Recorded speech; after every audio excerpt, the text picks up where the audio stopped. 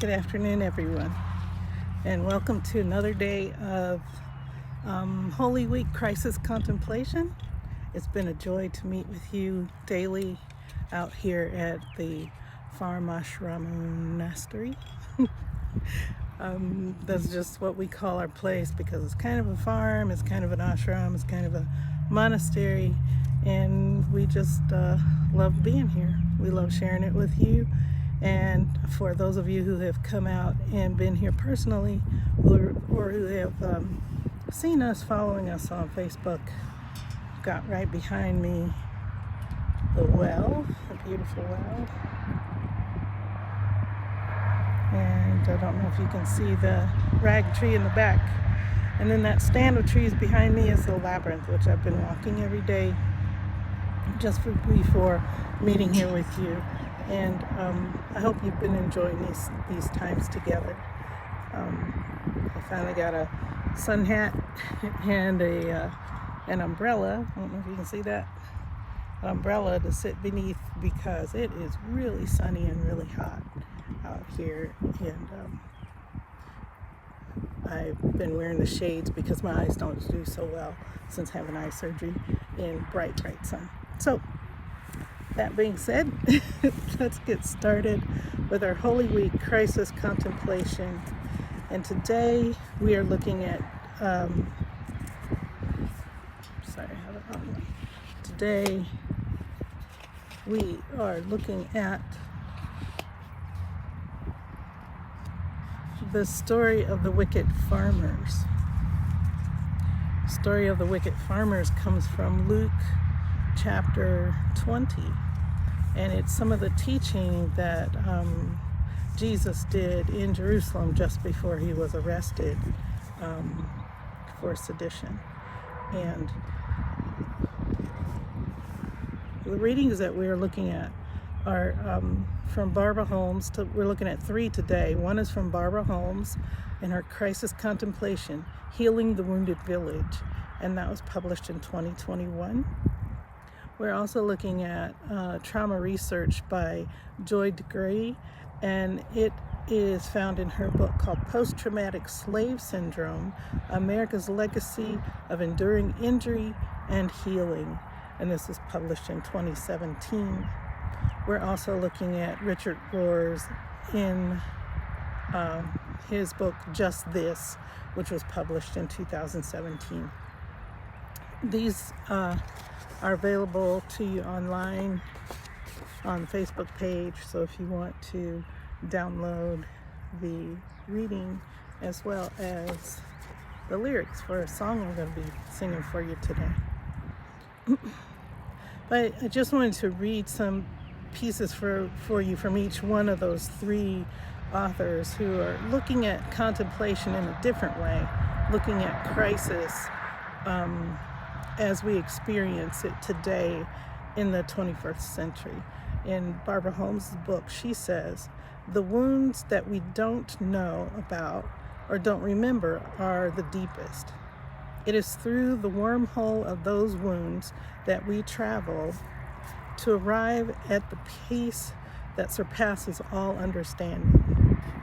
Healing is possible because we have the ability to spiritually veer from disaster and to allow crises to make us rather than break us.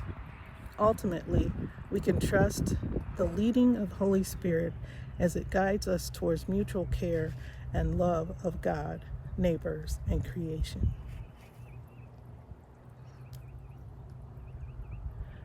In her trauma research, Joy DeGray looks a little deeper, and she says, throughout recorded history, people have subjugated, enslaved, and at times even exterminated one another.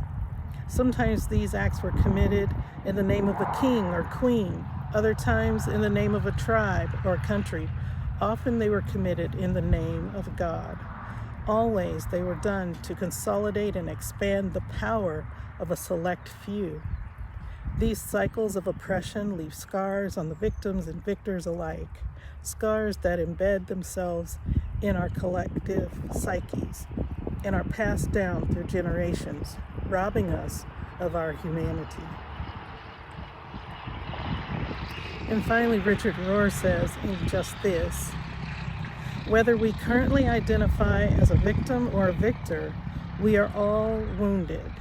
If we could see our wounds as the way through, as Jesus did, then they would become sacred wounds and not something to deny, disguise, or export to others.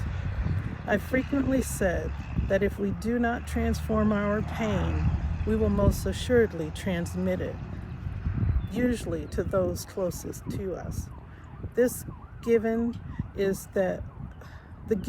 that we will have pain. Spirituality is about transforming both history and individuals so that we don't just keep handing on the pain to the next generation, consciously or unconsciously.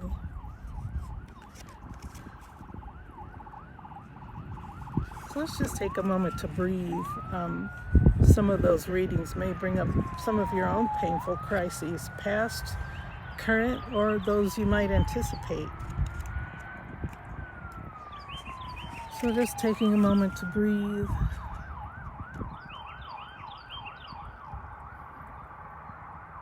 Listening to the birds. Remaining in prayer for whomever that distress call is being made.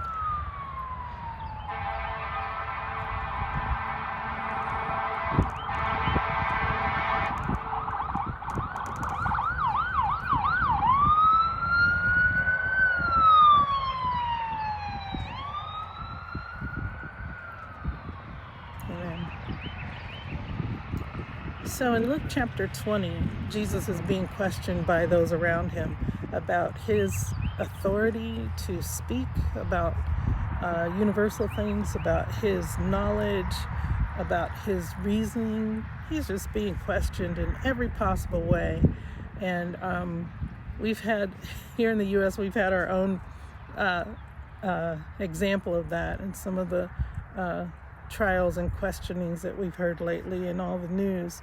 But in this instance, he relates a story of a farmer who leased his land and moved to a far country.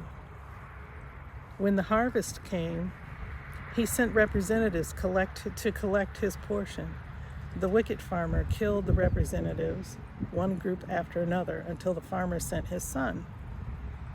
The wicked farmers decided to kill even him so that they would stand to receive the land bequeathed to the son. This story might sound all too familiar now, especially the oppression of people under the services of an unjust servant. We have, when we have faced injustice or witnessed or experienced it or committed it ourselves, we feel it in our bones. It's not something that's done outside of who we are. It touches us through humanity. An Nguni Bantu concept called Ubuntu, U-B-U-N-T-U, Ubuntu, says, I am because we are. I am because we are. It points to community. It points to humanity. It points to the beloved community, something of which many of us feel we are a part. Many of you who are watching this film today. And it brings to mind that in the face of injustice, just blatant injustice, we look to restorative justice rather than looking to punishment, looking to hurt those who may have hurt us or our community or others. And in the midst of a crisis, that's very hard to see. It's very hard to accept. It's very hard to do. But it is being done by people all around the world. What comes to mind for me is circle process, a practice learned in the West by some indigenous cultures that use it, where everyone has a chance to speak, even the one who has done harm, so that the community can heal. It's not just about the healing or reparations to a single individual or a single group, but it's about community healing.